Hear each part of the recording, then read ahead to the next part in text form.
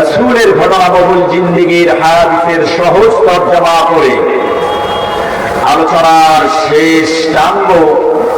আলোচনা চালানোর এই প্রয়াসে আল্লাহ পাক রব্বুল আলামিনের কাছে তৌফিক কামনা করছি। আল্লাহ সুবহানাহু ওয়া তাআলা আমাকে যেন তার রহমতের খাজানা থেকে কণ্ঠ উজাড় করে আমার জিন্দেগিকে বুলন্দ করার জন্য আলোচনা পেশ করার তৌফিক দান করেন। আমার জান্নার একটাবার বলুন আল্লাহুম্মা আমিন। পাশাপাশি আপনাদের জন্য দোয়া করছি, আমার আল্লাহ পাক রব্বুল আলামিন আমার জবান থেকে যেন সেই কথাগুলো বের করেন যে কথাগুলো আপনাদের পারলৌকিক জীবনে নাজাতের ওসিলা হয়ে যাবে। আরেকবার সমস্যারে বলি আল্লাহুম্মা আমিন। আমার আল্লাহ পাক রব্বুল আলামিন তাম পৃথিবীতে আমাদের সামনে আমাদের সঙ্গে যে ধরনের সম্পর্ক স্থাপন করেছেন, সেই সম্পর্কটা যদি আমরা বিশ্লেষণের জন্য, আলোচনার জন্য, পরিচিতির জন্য করি, তাহলে আল্লাহ তাআলার সঙ্গে আমাদের সম্পর্ক হলো তিনি মুনিব, আমরা হলাম চাকর। আমাদের মুনিবকে আর আমরা হলাম তার সার্ভেন্ট, আমরা হলাম তার চাকর। সুতরাং তিনি আমাদের প্রভু, আমরা তাদের অধীনস্থ কর্মচারী, হুকুম তামিলকারী। কিন্তু আমার আল্লাহ পাক রব্বুল আলামিন কেবলমাত্র তার সম্পর্কটাকে মুনিব এবং চাকরের মধ্যেই সীমাবদ্ধ করেননি, বরং ইন্নাল্লাহা বিন-নাসি রাউফুন বিল ইবাদ। আমার আল্লাহ পাক রব্বুল আলামিন বান্দাদের প্রতি অত্যন্ত স্নেহাশীষ, দয়াদ্র। চিৎকার করে বলি সুবহানাল্লাহ। মুনিব সব সময় তার চাকরের প্রতি সদাচরণ ব্যক্ত করতে নাও পারে, চাকরের প্রতি অধীনস্থ কখনোই হবেন না, মুখাপেক্ষী হবেন না। কিন্তু আমার আল্লাহ আমাদের সঙ্গে যে সম্পর্ক স্থাপন করেছেন, সেই সম্পর্কটা হলো দয়া, ইনসাফ আর আদর দ্বারা পরিপূর্ণ। সেটা আমরা যখন আমাদের মুনিদের কাছে কোন বিষয়ে প্রার্থনা করি, ওই প্রার্থনাটাই পারিভাষিক দিক থেকে রাসূলের শেখানো তরিকায় পরিভাষা ব্যবহার করলে পরে পারিভাষিক শব্দ যেটা দাঁড়ায়, সেটার নাম হলো দোয়া। কি বলেন তো? দোয়া। আপনি আমি অন্তরস্থল থেকে দোয়া করছি, কায়মানবাক্যে জীবনের হৃদয়ের সমস্ত অনুভূতি উজাড় করে দিয়ে সমস্ত প্রয়োজনগুলো আল্লাহ সুবহানাহু ওয়া তাআলার কাছে চাচ্ছি। এই চাওয়ার ভিতরে অনেক ক্ষেত্রে জীবন যাপনে আমাদের সীমালঙ্ঘন হয় কি হয় না? সীমালঙ্ঘন যখন হয়, সীমালঙ্ঘনের জন্য আমরা অধিকাংশ সময় অনুতপ্ত হই কি হই না? অনুতপ্ত অনুভূতি নিয়ে যখন আমরা সেই প্রভুর কাছে কোনো কিছু প্রার্থনা করি, অনুভূতি যদি সেখানে আমাদের অনুশোচনার হয়, এই অনুশোচনার অনুভূতি নিয়ে মহান প্রভুর কাছে কোনো কিছু প্রার্থনা করাকেই বলা হয় ইস্তেগফার। কি বলা হয়? ইস্তেগফার। সুতরাং দোয়া এবং ইস্তেগফার দুটি শব্দই কাছাকাছি। আবেগের দিক থেকে কোনটা স্পিরিটলি ডিপ, আবার কোনটা ফ্লাটিং অর্থাৎ ভাসমান। সর্বাবস্থায় আমরা কার কাছে প্রার্থনা করব? জোরে বলেন, কার কাছে? বিশ্বনবীকে বলা হলো, নবীজি আমরা তো আল্লাহ তাআলার মাখলুক, তিনি হলেন খালিক। আমরা আল্লাহ তাআলার চাকর, আর তিনি হলেন আমাদের মুনিব। আমরা মুনিবের কাছে কিভাবে প্রার্থনা করব, কেমন করে দোয়া করব। বিশ্বজাহানের রাসূল আমাদেরকে বলে দিলেন, পৃথিবীর মানুষেরা শোনো, আমার উম্মতেরা শোনো, আমার আল্লাহ পাক রব্বুল আলামিন যদি तमाम পৃথিবীর খালিক, तमाम পৃথিবীর মালিক, বান্দা তোমার প্রয়োজনটা যদি ঠুনকো হয়ে যায়, নিতান্তই কম হয়ে যায়, আমার উম্মতেরা শোনো, নিতান্ত কম হলেও সেই দোয়াটা আমার আল্লাহ পাক রব্বুল আলামিনের কাছে করতে হবে, সেই প্রার্থনাটা আমার মুনিবের কাছেই করতে হবে। বিশ্বজাহানের রাসূল বলে দিলেন, আমার উম্মতেরা শোনো, তোমার জুতাটা, স্যান্ডেলটা যদি ছিঁড়ে যায়, কি বলেন তো, স্যান্ডেলের চেয়ে কম দামে আশাক পোশাক কিংবা আমাদের দেহসজ্জার বস্তুগুলোর মধ্য থেকে সবচেয়ে কম দামি বস্তুটার নাম হলো স্যান্ডেল। কিনা স্যান্ডেল কম দামি না? স্যান্ডেলের দাম খুব বাড়ছে। আর বার্মিসের স্যান্ডেলের দাম তো 100 টাকায় পাওয়া যায়। আজকে স্যান্ডেল গুলো মানুষ দেখবেন, কয়েকদিন আগে মসজিদে জুতা চুরি হতো, স্যান্ডেল চুরি হতো, এখন মসজিদে স্যান্ডেল চোর খুঁজে পাওয়া যায় না। স্যান্ডেলের দাম এত কমে গেছে, স্যান্ডেলের যদি একটা ফিতা ছেড়ে যায়, এই মানুষগুলো স্যান্ডেলটা রাস্তায় ফেলে দিয়ে গিয়ে দোকানে আর একজোড়া নতুন স্যান্ডেল কেনে কি কেনে না। আমার রাসূল বললেন, তোমার পরিহিত জুতাটা, স্যান্ডেলটা যত কম দামি, ওই স্যান্ডেলের যদি একটা জুতার ফিতাও, স্যান্ডেলের যদি একটা ফিতাও ছেড়ে যায়, আমি আল্লাহর রাসূল বলছি, আমার আল্লাহ পাক রব্বুল আলামিন চাই ওই ফিতাটার জন্য যেন তুমি আমার মুনিবের কাছে দোয়া করো। রাসূলুল্লাহ যেন আমাদেরকে বুঝিয়ে দিলেন, উম্মতে মুহাম্মাদী, আমার আল্লাহ পাক রব্বুল আলামিন তোমার তুচ্ছাতি তুচ্ছ, ঠুনকোর চেয়ে অধিক ঠুনকো দোয়াটাও পর্যন্ত গ্রান্টেড করেন, এবং তোমার কাছ থেকে এরকম তাই হৃদয়ে চাই, তুমি যেন তুচ্ছ বিষয়গুলো আমার আল্লাহ পাক রব্বুল আলামিনের কাছে দোয়া করো। তুচ্ছ বিষয় আমার আল্লাহর কাছে দোয়া করতে হবে। কি করতে হবে? এই দোয়া করার জন্য আমার আল্লাহ পাক রব্বুল আলামিন বললেন, তুচ্ছ বিষয়গুলো দোয়া করবে। তবে দোয়া করার তরিকাটা হলো, তুমি মনে করবে না আমার রব আরশে আজিমে আছেন, 7 আসমান উপরে সিদরাতুল মুনতাহা আছে, তার উপরে জান্নাত জাহান্নাম আছে, জান্নাত জাহান্নামের পরেও একটা সাগর আছে, সাগরের উপরে আল্লাহ পাক রব্বুল আলামিনের আরশ, আরশ যাওয়ার আগে একটা নয়, দুইটা নয়, 70,000 নূরের পর্দা আছে। কয় হাজার?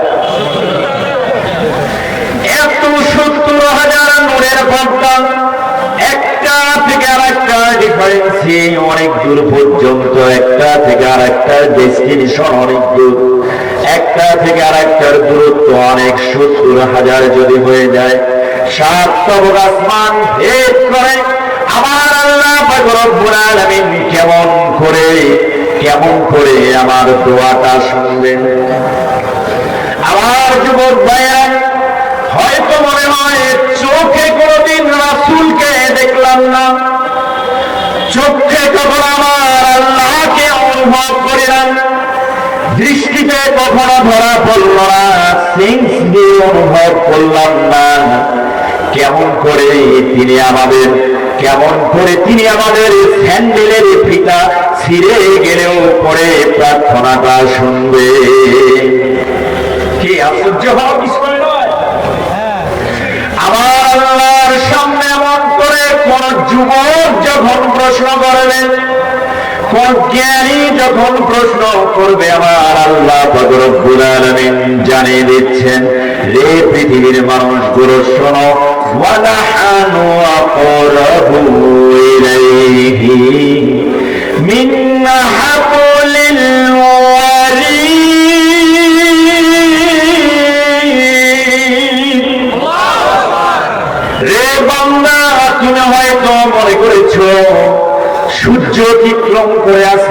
সাত খবর আসমান এবং সিদরাতুল মুনতাহা। তুমি মনে করছো নূরের পর্দা সেই সাগর, কিন্তু না না, কখনোই না।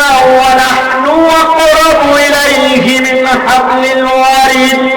তোমার হাত সবচেয়ে কাছাকাছি যে জায়গাটা পৌঁছে, সেই জায়গার নাম হলো গলা। কি বলেন?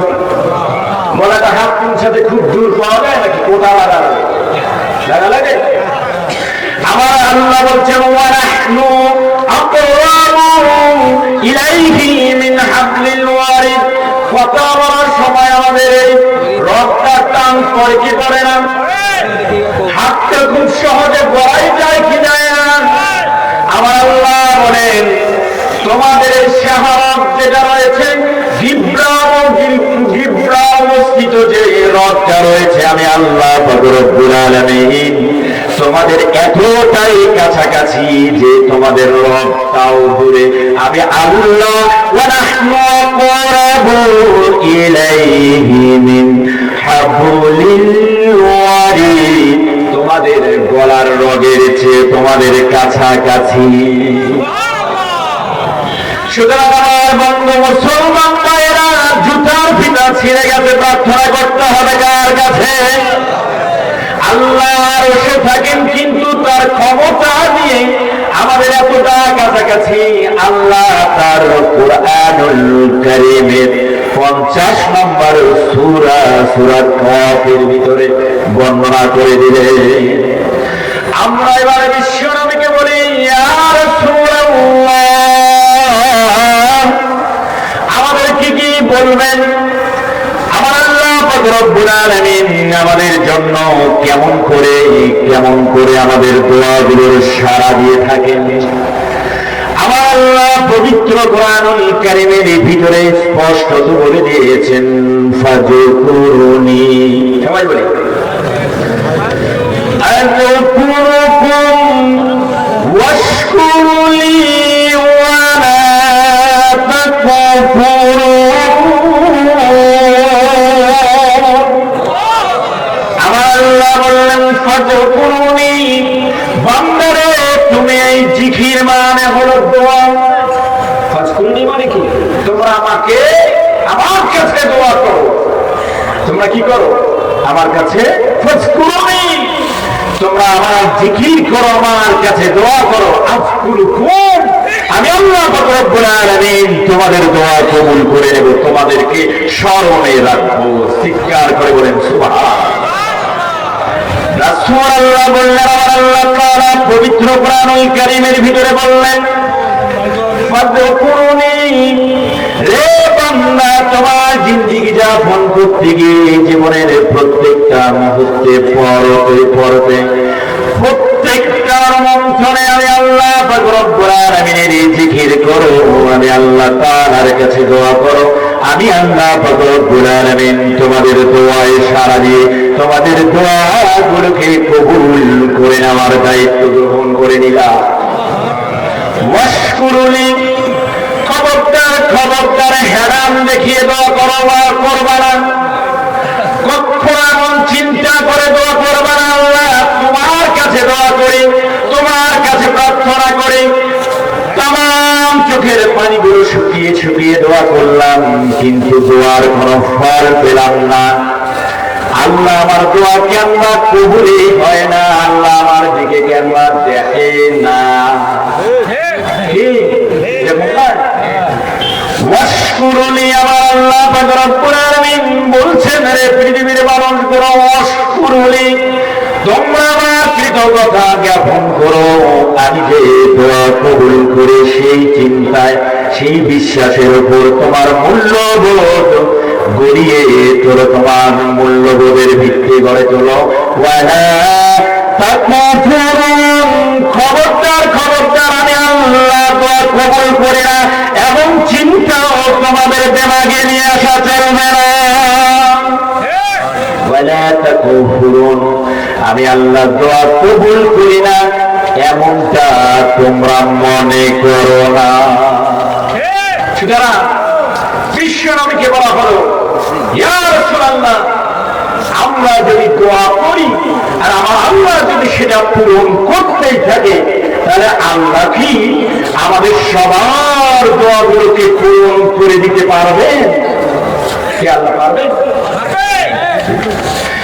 বিশ্ব নবী বললেন, আমার উম্মতেরা শোনো, কিয়ামত পর্যন্ত, আর বাবা আদম থেকে শুরু করে কিয়ামত পর্যন্ত সমগ্র মানুষগুলোকে যদি একটা ময়দানের ভিতরে একত্রিত করা হয়, একটা মাঠে একত্রিত করা হয়, আর আদম থেকে শুরু করে কিয়ামত পর্যন্ত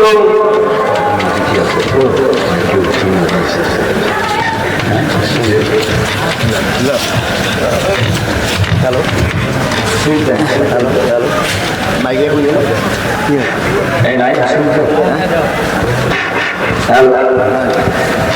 আলহামদুলিল্লাহ, আমাদের মাঝে আমাদের আজকের এই তাফসীরুল কুরআন মাহফিলের প্রধান অতিথি জনাব মোহাম্মদ আনোয়ারুল ইসলাম, উপপ্রকৌশলী, কিশোরগঞ্জ নীলফামারী, এবং বিশিষ্ট সমাজসেবক হাবু কুটিরপাড়া। আলহামদুলিল্লাহ, তিনি আমাদের মাঝে উপস্থিত হয়েছেন এবং সেই সাথে উপস্থিত হয়েছেন আমাদের আজকে বিশ্ববিদ্যালয় জনাব মোহাম্মদ মনোয়ারুল ইসলাম, প্রধান শিক্ষক, দক্ষিণ হাবু কুটিরপাড়া সরকারি প্রাথমিক বিদ্যালয়। আমি অতিথি মহোদয়কে মঞ্চে এসে আসন গ্রহণ করার জন্য আহ্বান করছি। আমরা সবাই বলি মারহাবা, সমস্যাটা বলি মারহাবা, আরো সবাই বলি মারহাবা। প্রধান অতিথি আমাদের মাঝে এসেছেন, ইতিপূর্বে অতিথিবৃন্দ এসেছেন, বরং অতিথিবৃন্দ আমাদের মাঝে আগে থেকেই মঞ্চে উপবিষ্ট ছিলেন। আমরা সবার জন্য আল্লাহ রব্বুল আলামিনের দরবারে ইস্তিগফার এর সঙ্গে তাদের নেক হায়াতের জন্য